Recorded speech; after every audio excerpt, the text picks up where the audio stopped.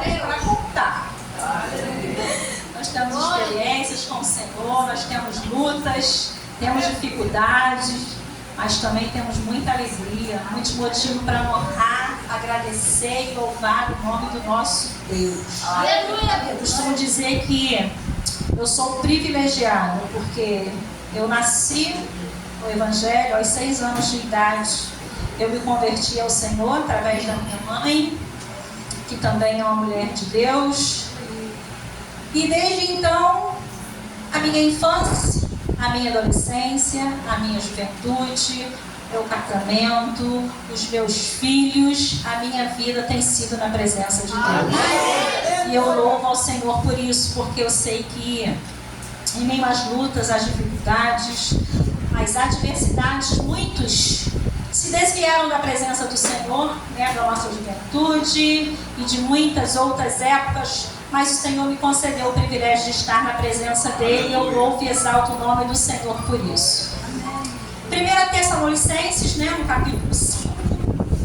Vou começar a ler aqui do versículo 12. Você pode abrir aí a sua Bíblia. Eu tenho certeza que todo mundo tem uma certa dificuldade para Tessalonicenses. Mas, como é festa, todo mundo já deixou ali aberto, não é isso? Todo mundo já decorou ali o orar sem cessar. E é interessante que quando a gente tem o hábito de manusear a presença, a palavra de Deus, a gente tem uma certa intimidade. Mas quando a gente não tem, a gente demora um pouquinho em achar essas cartas menores, né, do apóstolo Paulo. Mas eu tenho certeza que você aí já leu, já teve o privilégio de estudar um pouquinho a sua Bíblia e ver o que o Senhor tem para dizer. Ontem já me disseram que foi uma bênção e nesta noite não vai ser diferente. Porque quem faz é o Senhor, quem opera é Ele, quem fala é Ele e Ele está na casa. Amém? A partir do versículo... Agora, vos rogamos, irmãos, que acateis com apreço os que trabalham entre vós e os que presidem no Senhor e vos admoestam. E que os tenhais com amor, em máxima consideração, por causa do trabalho que realizam. Vivei em paz uns com os outros.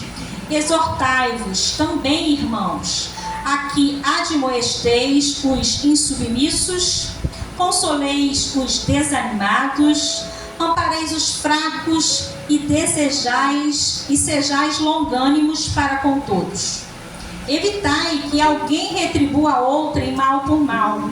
Pelo contrário, segui sempre o bem entre vós e para com todos.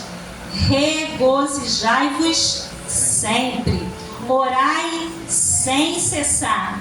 Em tudo dai graça, porque esta é a vontade de Deus em Cristo Jesus para convosco.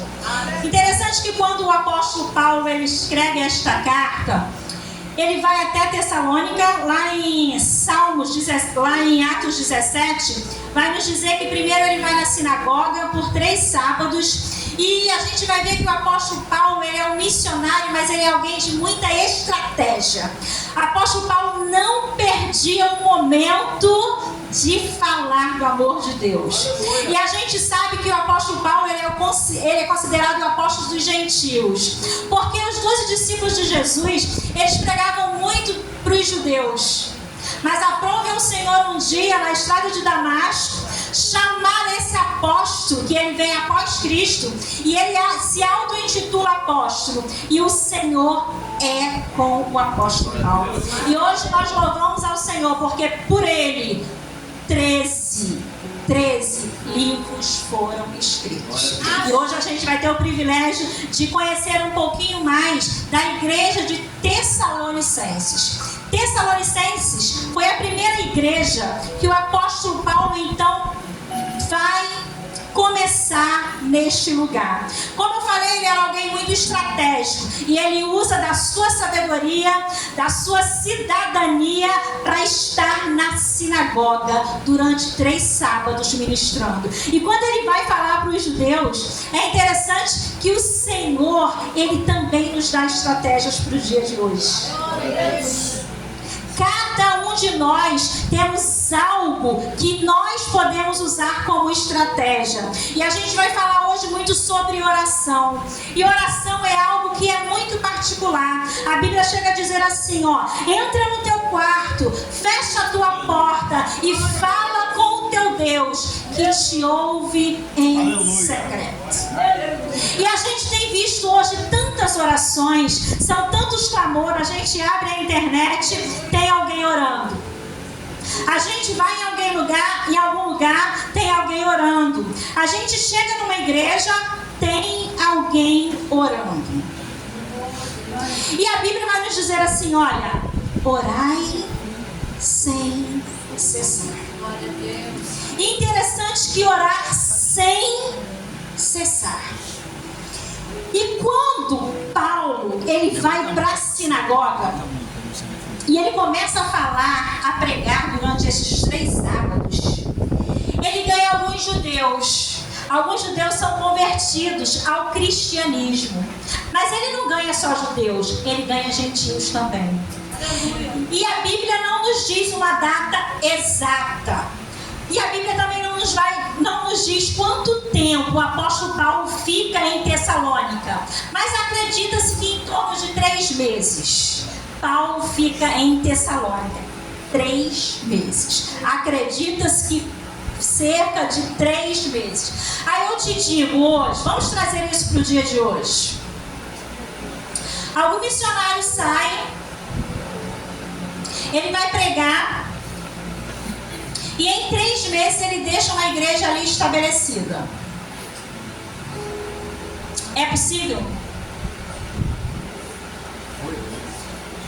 Difícil. Muito difícil. E a gente está falando de Brasil, a gente está falando de um país livre, a gente está falando de um lugar que você pode ir ali na praça e pregar, e ninguém vai te impedir. A gente está falando de um lugar que, se você quiser fazer uma vigília numa igreja, você pode orar de meia-noite às 5 da manhã. Aí eu te pergunto, orar de meia-noite às 5 da manhã,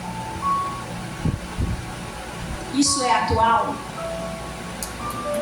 Não. Nós temos orado pouco. Ou muitos de nós, vergonhosamente, só oramos na igreja. Se nós formos perguntar aqui hoje, quem orou 15 minutos hoje na sua casa? 15 minutos.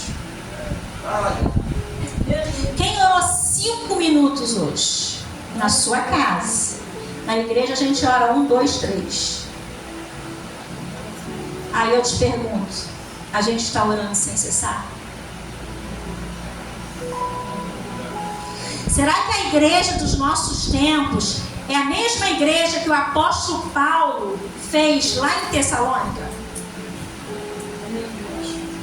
Amados, a Bíblia vai dizer que eles estavam em tempo de perseguição. Apóstolo Paulo sai dessa cidade fugindo, porque ele corria o risco de ser morto ali. Aí eu te pergunto, se fosse eu ou você, será que nós colocaríamos a nossa cabeça a prêmio para que o nome do Senhor fosse glorificado?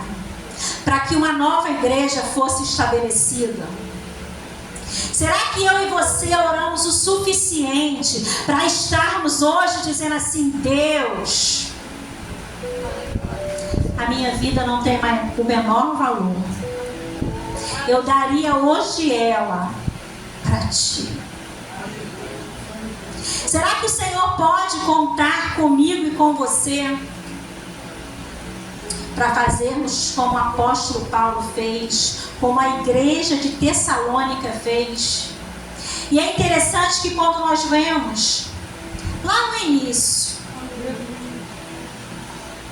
essa igreja só tem elogios. Apóstolo Paulo só faz elogios para essa igreja. Essa igreja é uma igreja missionária. Essa igreja é uma igreja que evangelizava. Está em Tessalonicenses 1, 7 e 8.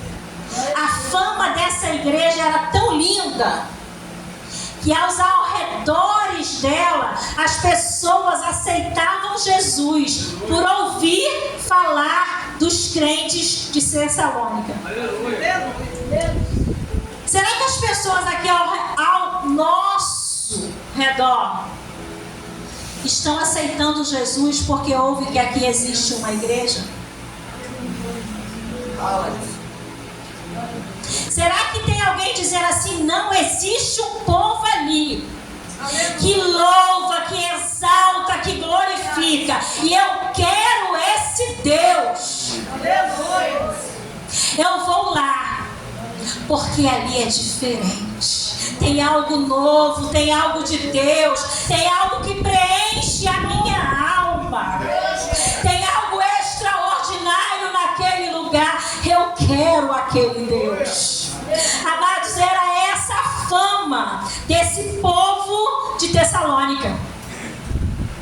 Quando Paulo tem essa estratégia de ir ali e de começar a pregar, aquele povo, eles foram tão acessíveis ao nome do Senhor, que a fama deles era de verdadeiros adoradores. A fama deles não era necessário nem que eles fossem, mas se alguém falasse da igreja de Tessalônica, tinha alguém dizendo: eu quero esse Deus. Eu quero conhecer o Deus dos Tessalonicenses. Eu quero ver quem é esse apóstolo Paulo, que vem em nome de um Deus que mandou o seu filho Jesus há cerca de 2 décadas. Só tinha 2 décadas, 20 anos que Jesus tinha morrido. Sabe qual o único questionamento desse povo? Sabe o que eles queriam saber? Se Jesus já estava voltando. A preocupação desse povo era a segunda vinda de Jesus. Eles tinham tanta convicção do Deus que eles serviam. A preocupação deles era saber: olha, apóstolo Paulo, será que eu já não preciso mais trabalhar? Eu já posso tão somente esperar a segunda vinda de Cristo? Aí eu te pergunto: será que hoje você já pensou na segunda vinda de Cristo? Será que hoje o seu coração já ardeu dizendo: vem, Senhor Jesus? Será que hoje a alegria de estar lá no céu já invadiu o seu coração? Ou será que nós, como a maioria dos cristãos, já nos esquecemos que Jesus vem? Que a segunda vinda é certa e que Ele vem buscar um povo santo, um povo que adora, um povo que exalta, um povo que ora, um povo que busca, independente das circunstâncias. O Senhor não te pergunta se está tudo bem, mas Ele diz o seguinte: orai sem cessar. Ele não pergunta se hoje o seu dia foi bom, mas Ele diz assim: olha, orai sem cessar. Esse povo fazia isso. Eles tinham essa necessidade de buscar a face do Senhor. Paulo não vem aqui resolver algum tipo de fofoca. Paulo não vem aqui resolver algum tipo de problema nessa igreja. Paulo vem lhes dizer: olha, Jesus vem. Mas eu não sei o dia, eu não sei a hora, mas Jesus vem. O segundo questionamento desse povo é o seguinte: Paulo, Nós estamos prontos. Aleluia.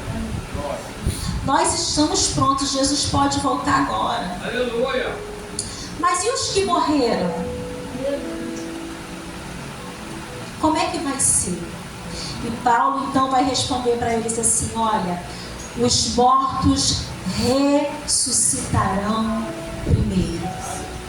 E diz assim o apóstolo Paulo: e nós, os que estamos vivos. Sabe o que eu entendo com isso? O apóstolo Paulo também esperava Jesus para aquela época. Assim como a igreja de Tessalônica esperava a segunda vinda de Jesus.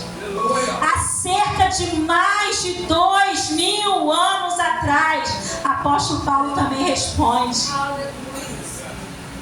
nós, os que estivermos vivos, vamos subir depois dos mortos. Apóstolo Paulo também tinha essa convicção, a ponto de dizer: olha, não importa a minha vida, o que eu quero é estar com o Senhor. E quando Timóteo vai entregar esta carta a este povo, que ele volta, o apóstolo Paulo tinha criado essa igreja durante 3 meses. Quase um milagre.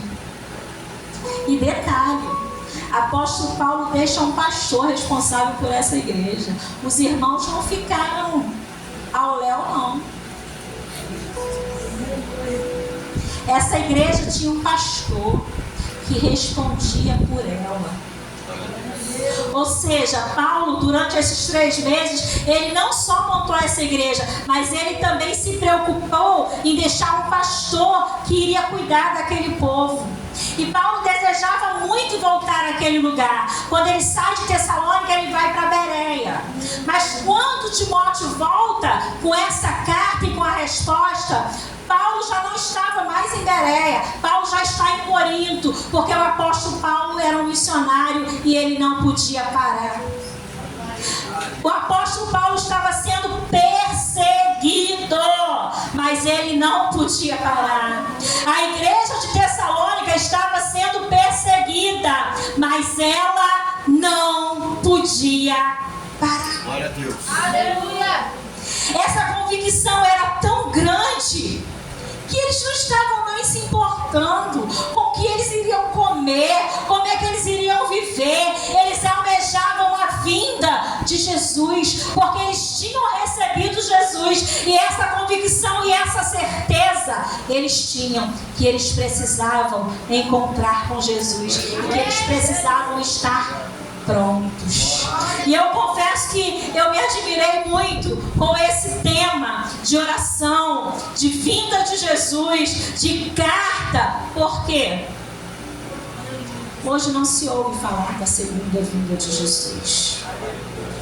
Hoje, se um velhinho de 80 anos estiver 90 anos, estiver no hospital, a gente continua orando para que ele não morra. A morte nos assusta. E eu até entendo, porque nós não fomos feitos para a morte, nós fomos feitos para a vida. Mas um dia essa vida aqui vai se findar. E é assim que nós iremos orar com o nosso Deus.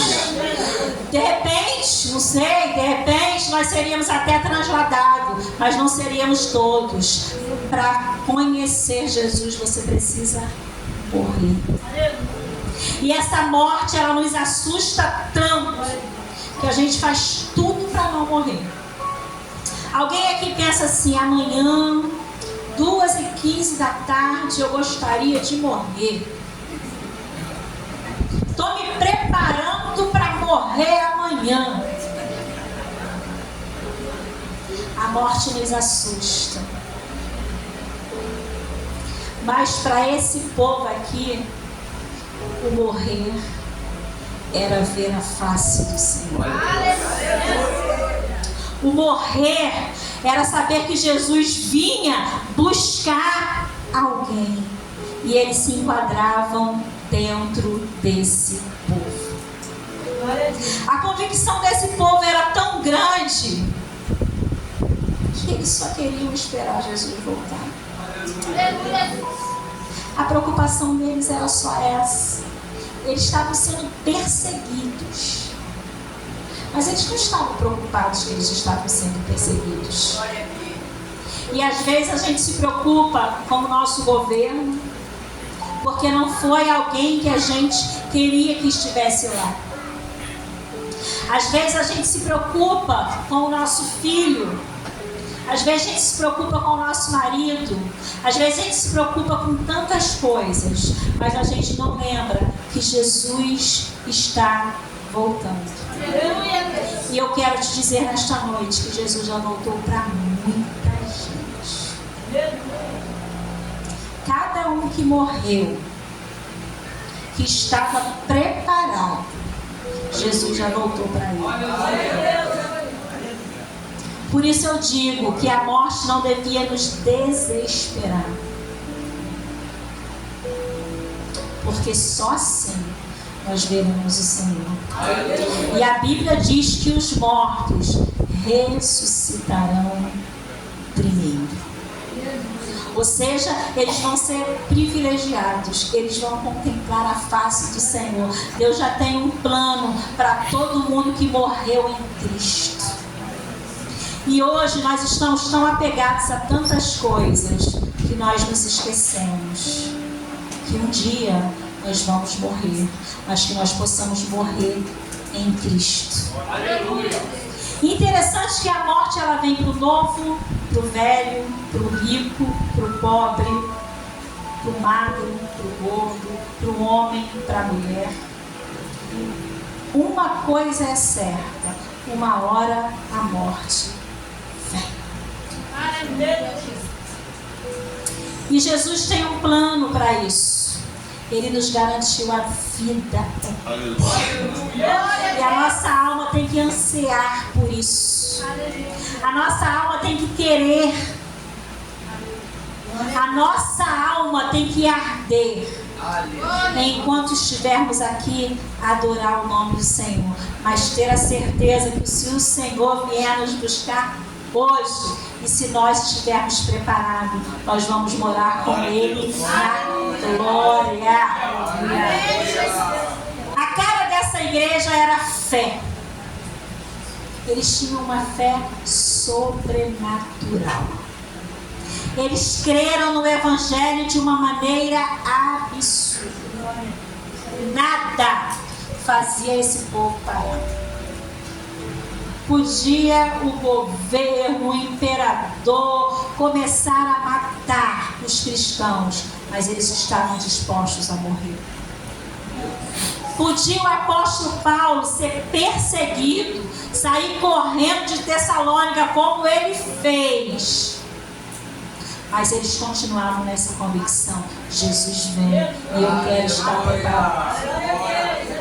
É interessante que lá nos Atos dos Apóstolos 17 vai dizer que quando eles vão procurar Paulo e eles não encontram, eles encontram Jasson, quem também aceitou a Jesus.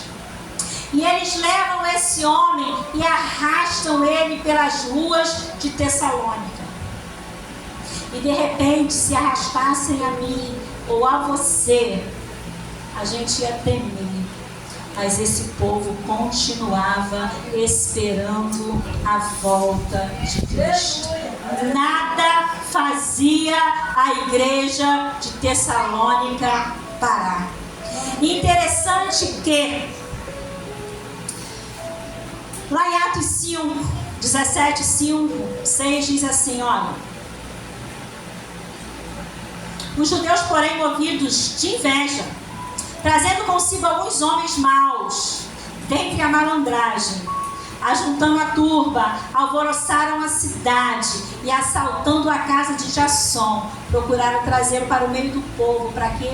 Para envergonhar. Porque alguém que tem vergonha e é arrastado pela cidade e tem que falar diante de autoridade sobre a sua fé, poderia fraquejar e parar. Mas Jasson foi alguém que se impôs, mesmo diante da autoridade. Ele continuou servindo adorando e exaltando o nome do Senhor, disposto a morrer para que Jesus o levasse com ele. 6. Porém, não os encontrando, arrastaram Jasson e alguns irmãos perante as autoridades, clamando: este que tem transtornado o mundo, chegaram também até aqui. Hoje nós somos 45 milhões de evangélicos. 45 milhões de evangélicos.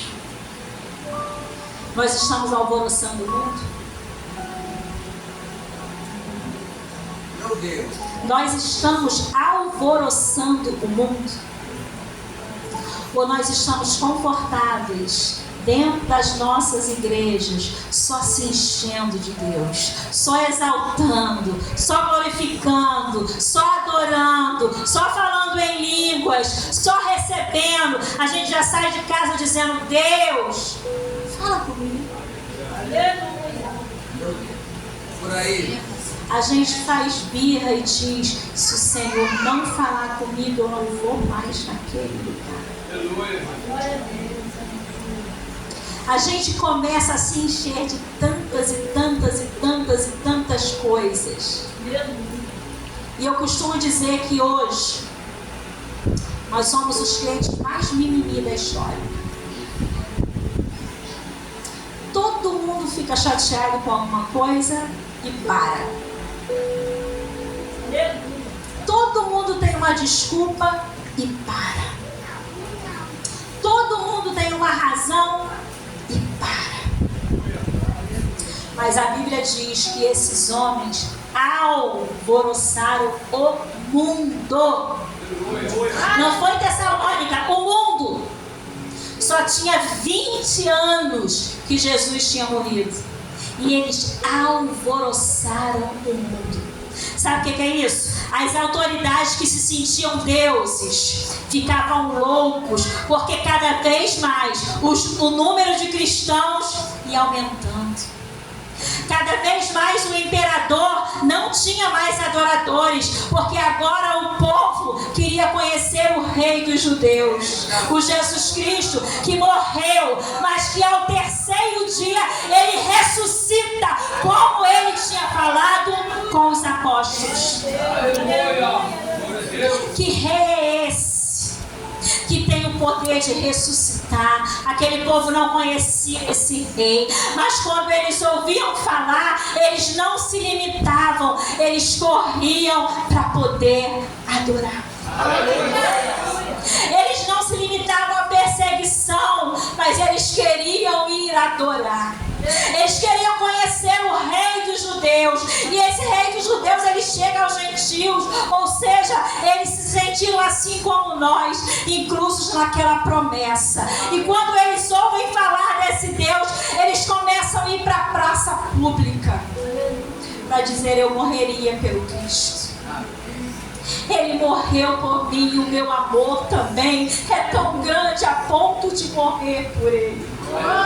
Porque a minha convicção é que ele vai voltar. Mas mesmo que ele não volte hoje, eu estou pronto a morrer por ele.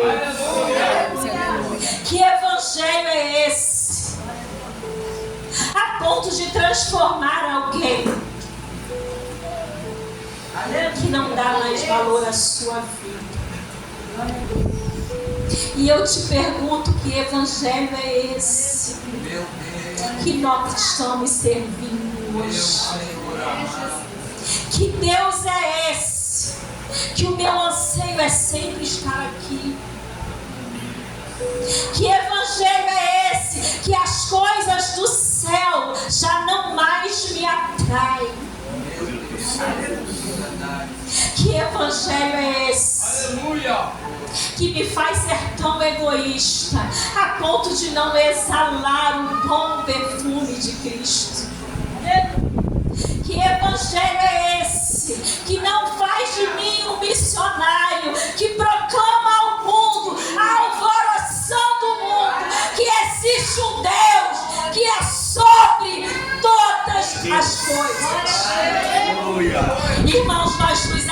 humanos a estar aqui. Já não arde mais em nossos corações entrar na casa do Senhor.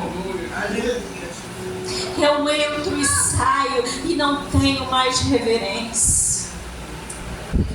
Eu quero te dizer nesta noite que o Deus da igreja de Tessalônica, Ele está aqui. Aleluia.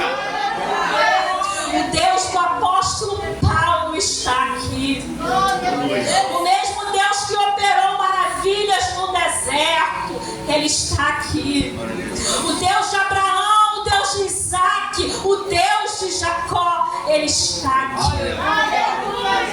E se hoje Ele não tem feito grandes feitos, a culpa é minha, a culpa é sua. Somos nós que nos acovardamos diante das dificuldades. Às vezes a gente pensa que sou eu que vou fazer, sou eu que vou efetuar, mas quem faz é o Senhor, quem liberta é Ele, quem cura é Ele, quem leva para o céu é Ele. E eu e você somos tão somente, pela graça e misericórdia, instrumentos de Deus nesta terra. Então não se cale, não se intimide, não deixe de fazer o que Deus tem proposto para você fazer, como igreja, como indivíduo, como servo, como filho. Não deixe que o mundo te atraia a ponto de você entrar e sair na casa do Senhor e não sentir a presença dele. Se desespere ao pensar que você está aqui para adorá-lo. Olhe para você mesmo e diga: Deus, quem sou eu para que o Senhor olhe para mim? Quem sou eu para que o Senhor me ouça e me atenda? Quem sou eu? Eu sou tão somente uma criatura. Mas o Senhor nos ouve. O Senhor nos exalta. O Senhor nos honra. O Senhor nos tem como filhos amados dele. Não deixe que nada e ninguém roube a sua intimidade com Deus. Não deixe que nada nem ninguém roube a sua identidade de embaixador de Cristo nesta terra. Não deixe que as coisas desse mundo te aprisione a ponto de você não pensar que Jesus está voltando. E eu quero te perguntar nesta noite: se Jesus voltar agora, e se Jesus voltasse agora, nós estaríamos prontos para subir com Ele? Se Jesus agora estivesse voltando, aleluia, a minha e a sua oração sem cessar, iria nos levar aos céus. Interessante que quando Paulo ele diz assim: olha, regozijai-vos sempre. Sabe o que é isso? Igreja de Tessalônica, seja sempre alegre. Irmãos, ele estava falando para alguém que era perseguido. Sabe o que eu entendo?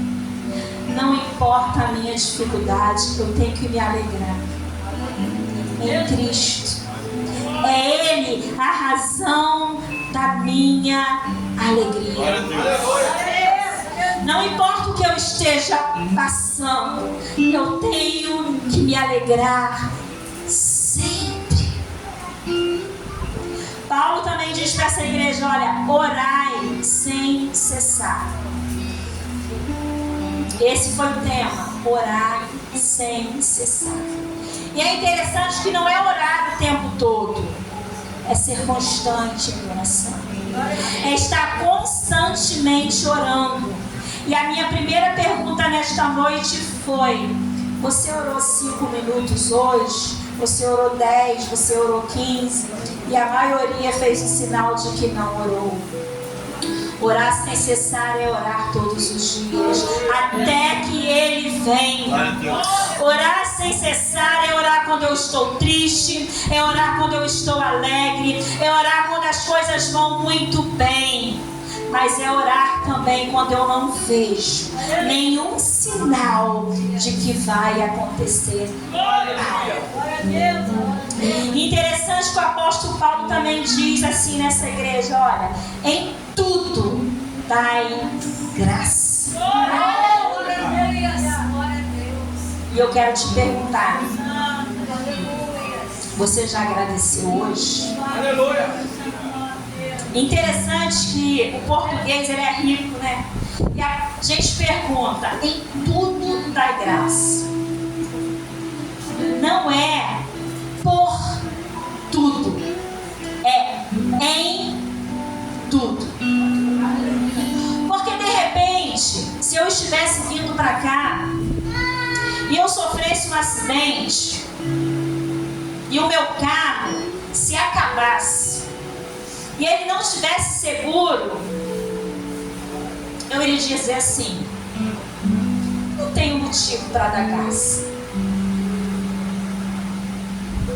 Mas é em tudo e não por tudo. Eu teria que dar graça porque nós estaríamos vivos para contar a história. Eu teria que dar graça porque eu não sei se lá na frente o propósito de Deus era nos dar um carro zero, porque Ele pode fazer.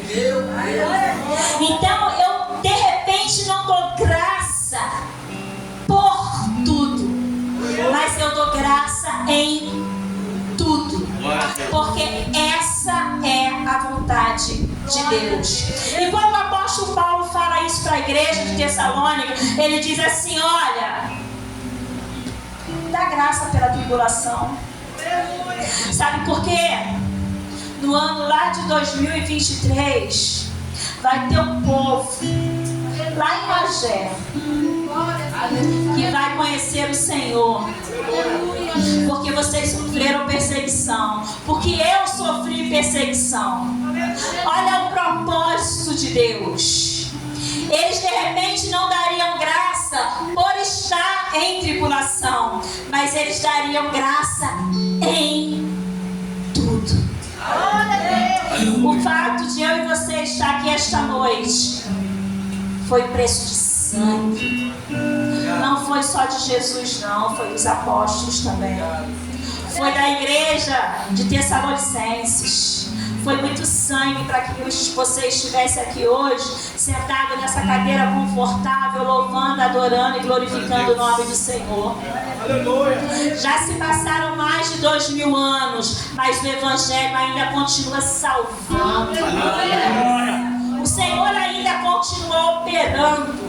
Agora você imagine se eu e você como igreja começamos a orar sem cessar. Aleluia. A chave vai abrir. Aleluia. Tem uma porta fechada. Eu só abro essa chave, essa porta com uma chave, porque é só o diabo que arromba. Então nós temos a chave. A chave é a oração. Vamos orar, irmãos, mas vamos crer que o Senhor está ouvindo, que o Senhor está atendendo, que Ele ainda salva, que Ele ainda cura, que Ele ainda liberta. Que nós, como cristãos, eu entendo que nós recebemos algumas instruções sobre oração, e uma delas é o seguinte: orar é um sacrifício. E eu mudo completamente essa convicção. Irmãos, orar é um privilégio. Orar é um privilégio. Se sinta privilegiado por poder dobrar o seu joelho e orar ao Senhor. Não existe nada de sacrifício nisso. Sacrifício era ser torturado por amor a Cristo. Você dentro da sua casa, entrar no seu quarto, fechar sua porta, dobrar os seus joelhos, é privilégio. Você sair da tua casa, vir aqui para a igreja, no momento de consagração, orar ao Senhor, é um privilégio. É um privilégio. Orar não é sacrifício. Sacrifício é que o Senhor Jesus fez na cruz por mim e por você. Isso foi sacrifício. Existem pessoas que dizem que estar na igreja é um sacrifício. Sair da sua casa. A maioria de nós vem a pé, vem de ônibus, vem de carro, com o ar-condicionado ligado. Sacrifício. Sacrifício fizeram os apóstolos, sendo perseguido por mim e por você. Nós somos privilegiados. E talvez por isso a gente não valorize tanto o Evangelho. Mas que essa palavra possa trazer vida para mim e para você nesta noite.